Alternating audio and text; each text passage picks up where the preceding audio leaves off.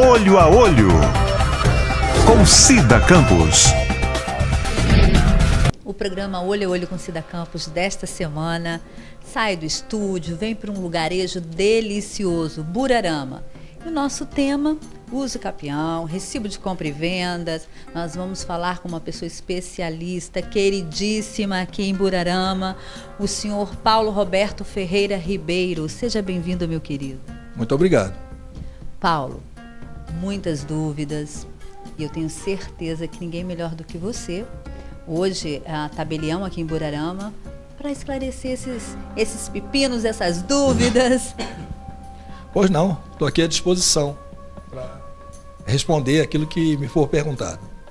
Paulo, recibo de compra e venda de imóvel, de terreno ou de um bem, seja lá qual for, tem validade? Como funciona? Como é feito? O recibo é o comprovante de que uma pessoa pagou alguma coisa a outra pessoa, né? Esse é o recibo.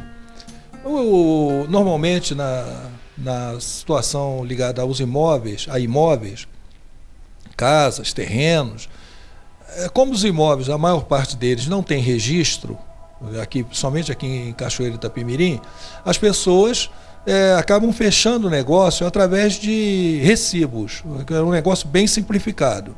Você vende um terreno para uma pessoa, a pessoa passa o recibo para você e ali fica aquele negócio efetivado, a pessoa te entrega o imóvel e você vai construir sua casinha. Esse recibo, o que é para ter segurança? A pessoa que comprou, para ter segurança, tem validade? Como que deve ser feito? O que deve ser escrito nesse recibo para maior segurança desse novo proprietário? Na realidade, esse recibo é uma prova de que a pessoa efetivou um pagamento para adquirir um imóvel. Os termos do recibo é um termo de recibo normal, como se faz com relação a qualquer compra. Agora, nós temos que ter um cuidado, porque a compra de um imóvel não pode ser feita assim, dessa forma, né? Através de recibos simplificados. Existe uma regra para a compra de imóveis que tem que ser obedecida, que está na legislação. Tá, hoje, se acaso eu acabei de comprar um imóvel, e aí eu comprei com recibo de compra e venda, aqui em Cachoeira de Itapemirim. E o proprietário, o imóvel de quanto X metros, no local tal, valor tal, tem que registrar em cartório? Na realidade, Cida, quando você adquire um imóvel, a pessoa que está lhe vendendo o imóvel, ela tem que ser a proprietária desse imóvel. Essa é a regra, né? Você tem que estar diante de uma certidão fornecida pelo RGI, dizendo da vida daquele imóvel, a história daquele imóvel. Essa é a regra. Se o imóvel vale mais de 30 salários mínimos, mais que 30 salários mínimos, tem que ser feito por instrumento público, tem que ser feito num cartório de notas. A escritura tem que ser lavrada num cartório de notas, onde o tabelião vai verificar se aquele imóvel, se aquele proprietário está realmente autorizado a vender aquele imóvel. Quando você não se submete à regra oficial, você corre um risco muito grande. Por quê? Você poderá estar comprando um imóvel que jamais poderá ser seu, poderá acontecer isso. Digamos que uma pessoa venda um imóvel para uma outra pessoa através de recibo. Então não passou pelo crivo de um tabelião, um especializado no assunto. E não se fizeram presentes os documentos, a documentação que é exigida. Então você vai correr um risco de amanhã ou depois estar comprando até um imóvel público.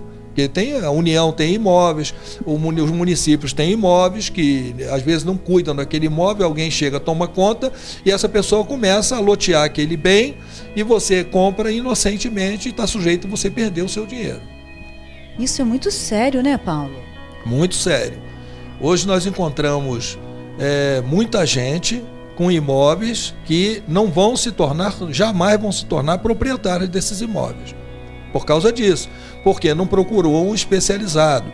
Então a pessoa que vai comprar um imóvel, ela deve antes procurar um tabelião, que é o profissional que vai fazer a escritura, ou procurar um advogado especializado no ramo imobiliário para dar toda a proteção àquela pessoa, para evitar que a pessoa faça uma compra e amanhã venha se arrepender. E pode acontecer também esse terreno ou esse imóvel ser vendido para várias pessoas, né? Exatamente por isso. Por quê? Ele não passando por um tabelião, não sendo feita a escritura pública desse imóvel, ou não passando por um advogado para dar orientação jurídica sobre a compra desse imóvel, poderá acontecer isso, poderá acontecer da pessoa estar comprando gato por lebre. Paulo, qual é a diferença de um recibo de compra e venda para um contrato de compra e venda? Então, o contrato é um documento que é feito entre pessoas, né? Contrato é um trato feito entre uma ou mais pessoas, com a finalidade de quê?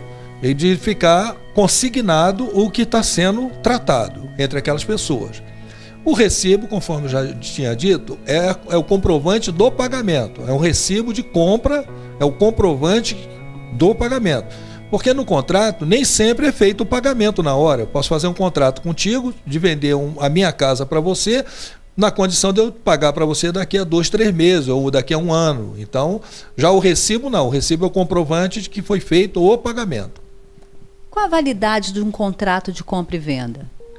A validade é entre as partes. Esse contrato de compra e venda, ele foi feito entre 2 pessoas, vendedor e comprador, é um comprovante de que essas partes trataram aquilo que está escrito ali. Essa é a função do contrato. E já o recibo, você perguntou, o recibo de compra e venda, e conforme disse, é o comprovante de que foi feito o pagamento. Hoje, vamos dizer, o Pedro e o João, se eles quiserem fazer escritura do seu terreno ou da sua casa. Aqui em Cachoeira Itapemirim é muito difícil, como você já havia dito, realmente é muito difícil os imóveis, terrenos terem escritura. Mas se o João quiser fazer, o que é necessário, o que é preciso? Primeira providência que ele tem que fazer é ir ao RGI, onde o imóvel, aquele terreno que ele vai comprar, está registrado. Lá no RGI, o oficial do registro imobiliário vai entregar a ele uma certidão contando a história daquele imóvel. Esse é o primeiro passo.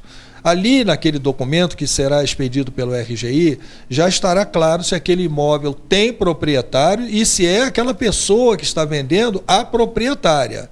É assim, se é proprietário, vai precisar dos demais documentos. Quer dizer, trouxe a certidão do registro imobiliário, tem certidões negativas para dizer que a pessoa não está, que aquele imóvel não está penhorado, e por aí vai. São vários documentos que tem que trazer, além dos documentos pessoais das pessoas que estão envolvidas no negócio. Mas é possível fazer? É possível fazer a escritura. Uma pessoa adquiriu um terreno de fulano de tal. Basta que se dirija a essa pessoa que vendeu, escuta, eu preciso do registro imobiliário desse terreno, a certidão do RGI. Uso capião, o que é isso? Uso capião, o próprio nome já indica, usar e capir, usar e capir, usar e cuidar. Então, o uso capião exatamente é a aquisição da propriedade em razão do uso e do cuidado com a coisa. Usar e capir. Uso capião. Pode ser feito coletivamente? Pode ser feito coletivamente. Então, por exemplo, quando não se pode identificar o que é de quem, nós vemos isso muito nessas construções do tipo favela, né? Onde se constrói um barraco sobre o outro e não dá para se delimitar, então não há possibilidade de se fazer uma ação de uso capião unificada, cada um por si. Então, como é que se faz? Reúne a comunidade toda e faz um uso capião coletivo. Aquela propriedade, o juiz vai declarar futuramente, depois dos procedimentos, vai declarar aquela propriedade como pertencente àquela comunidade toda, aquelas pessoas que se identificaram. E quando o Pedro ele quer fazer uso capião do seu terreno ou do seu imóvel que ele comprou com recibo de compra e venda? Muito bem, é possível, é possível. Antes, até um ano atrás, dependia muito do Poder Judiciário para fazer esse uso capião, essa ação de uso capião. Hoje ele pode adquirir a propriedade através de uma escritura registrada diretamente no RGI. Eu vou te interromper um minutinho. Nós vamos para o intervalo e voltamos já já. Fique comigo. Olho a Olho, com Cida Campos.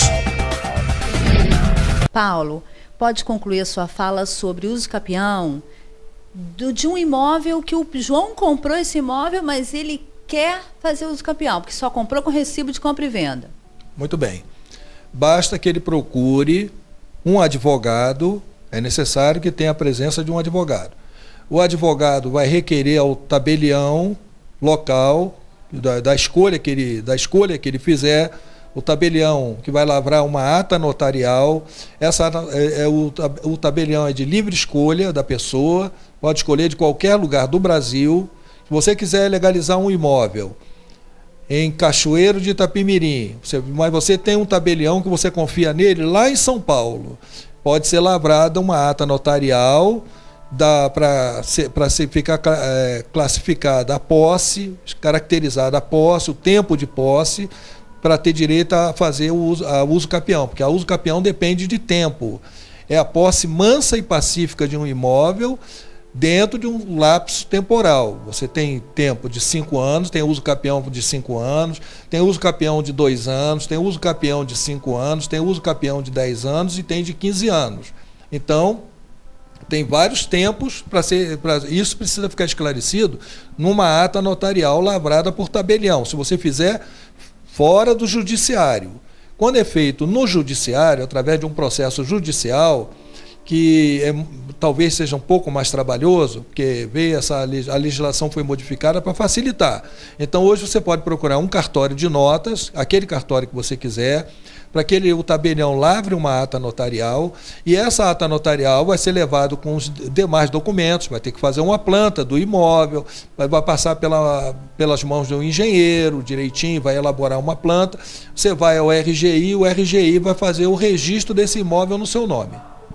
Então, não, é moroso, né? Trabalho, mas vale a pena, né, Paulo? Vale a pena, porque é a forma de você se tornar proprietária do bem. Tem muita gente que pensa que é proprietário de um bem, tem um imóvel, às vezes, um edifício inteiro, e na realidade essa pessoa não é proprietária desse bem, ela é possuidora desse bem, mas não é proprietária. Só se adquirir a propriedade através do registro imobiliário. Paulo, e quando essa pessoa faz tudo isso, procura engenheiro, procura o cartório, usa o capião perfeito, tudo certinho, gasta-se muito, é muito caro? Bom, há uma despesa, evidentemente, né? Porque você tem que pagar as despesas do engenheiro, você vai ter que ter um advogado para fazer o processo, você poderá se valer da Defensoria Pública. Aqueles que forem pobres, que não tiverem como gastar dinheiro com advogado, pagar os honorários de um advogado, ele pode se valer da Defensoria Pública, que está muito bem equipada para isso, o pessoal muito bem preparado. E as despesas normais. Vai ter a despesa da ata notarial e depois vai ter a despesa do ato de registro imobiliário. Mas, de qualquer forma, vale a pena. Por quê? Essa pessoa, às vezes, tem durante 20, 30 anos um imóvel e não é proprietária desse imóvel. Se essa pessoa precisar tirar um empréstimo num banco, quiser deixar esse imóvel em garantia, o banco não aceita, porque ela não é proprietária desse imóvel. Então, vale a pena. O benefício é vantajoso para essa pessoa. E se essa pessoa também quiser vender o imóvel financiado, também não pode, porque não está legalizado? Exatamente. No momento que essa pessoa legalizou esse imóvel no nome dela, e é muito importante a pessoa ser proprietária do imóvel, ela pode, exatamente, financiar. Tem uma pessoa que quer comprar, mas só pode comprar financiado, através de uma instituição financeira. Então, agora sim, agora a instituição financeira vai aceitar esse imóvel para poder fazer esse financiamento. Documentos normais, pessoais. Documentos pessoais, e o documento básico é a certidão do registro imobiliário. Se não tiver? Tem que trazer uma certidão do registro imobiliário dizendo que o imóvel não tem registro, que esse imóvel não está registrado. E onde começa tudo isso? A pessoa tem que procurar onde? Primeira ação, mandar fazer a planta do imóvel. O engenheiro. O engenheiro, direitinho, recolhendo a taxa correspondente, tá? Para dar segurança na planta. O engenheiro vai colher a assinatura dos confrontantes e do titular do imóvel. Não importa se o titular do imóvel já faleceu, ele não vai poder, evidentemente, mas vai ser resolvido também, porque se já está falecido, tem os herdeiros que vão poder assinar essa planta. Tá? Levada essa planta, lá vai ao cartório, lavra-se uma ata notarial para comprovar o tempo da posse. Lá, comprovado o tempo da posse, leva essa documentação ao registro imobiliário. O local onde vai ser feito a uso capião é no registro imobiliário. Paulo, para a gente encerrar esse nosso bate-papo, que está muito interessante, estou tendo uma aula aqui hoje com você, Paulo. A pessoa pode perder o seu imóvel ou o seu terreno, se acaso não estiver legalmente, ou até mesmo esse recibo não estiver juridicamente feito nas regras? Pode. Digamos que uma pessoa vende um imóvel para outra pessoa através de contrato particular, um imóvel às vezes valioso. Ora, não foi conferido pelo adquirente desse imóvel a legalidade, se essa pessoa que está vendendo está realmente autorizada a vender esse imóvel. Digamos que essa pessoa esteja vendendo um imóvel que pertence a uma outra pessoa. Evidentemente que essa outra pessoa, que é o titular desse imóvel, tem todo o direito de buscar esse imóvel da mão de quem quer que esteja. Isso é muito grave. Muito grave, é muito perigoso. Então recomenda-se, Cida, que a pessoa procure o registro imobiliário. Quero vender o meu imóvel. Vou procurar o registro imobiliário. E quem está comprando tem muito mais interesse em procurar o registro imobiliário.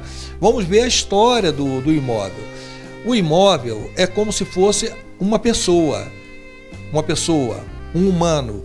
Do mesmo jeito que uma criança é registrada e aquele registro vai ser todo acompanhar a vida daquela criança, o imóvel é a mesma coisa, ele tem um registro. Então o registro vai acompanhar a história daquele imóvel. Tudo que acontecer com relação àquele imóvel vai constar no registro imobiliário. Essas informações são importantíssimas. Por que nós resolvemos bater esse papo? O que aconteceu? Muitas perguntas vieram com uma força tão grande, muitas pessoas não estavam sabendo o que fazer, como fazer, porque a maioria delas tem recibo de compra e venda. E uma das pessoas, neste recibo, Paulo, não constava lote, não constava a quadra, e aí ela teve sérios problemas até mesmo para instalar água e esgoto naquele imóvel. Pela primeira vez, acabou de fazer um imóvel em cima desse terreno e teve problemas. Então, essa explicação sua é muito importante, porque isso pode acontecer, né? Eu estarei sempre à disposição. Precisou de dar alguma ajuda, eu estarei sempre pronto para colaborar, para contribuir. E essa ajuda foi, importantíssima. O programa Olho a Olho com Cida Campos desta semana fica por aqui. Paulo, muito obrigado pela sua atenção, pela aula. Muito obrigado a você pela simpatia de vir aqui a Burarama visitar nossa terrinha. E que delícia essa terrinha. Até a semana que vem. Tchau.